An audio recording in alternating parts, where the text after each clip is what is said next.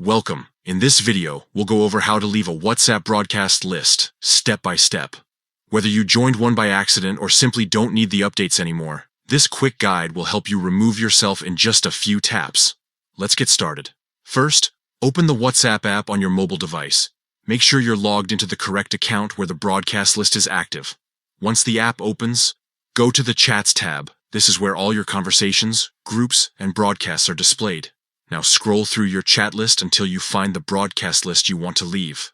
It usually looks just like a regular chat but is labeled as a broadcast. Tap on that broadcast list to open it.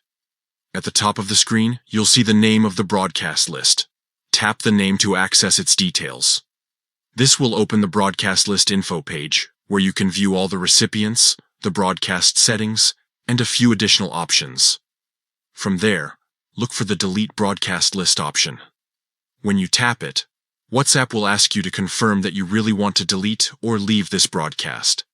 Tap Confirm to complete the process. And that's it. You've now successfully left the broadcast list.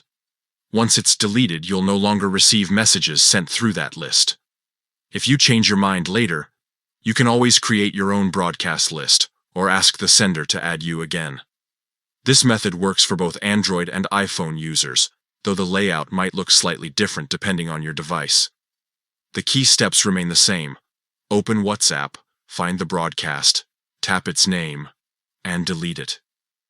So the next time you want to clean up your chat list or stop receiving mass messages, you'll know exactly what to do. Thanks for watching.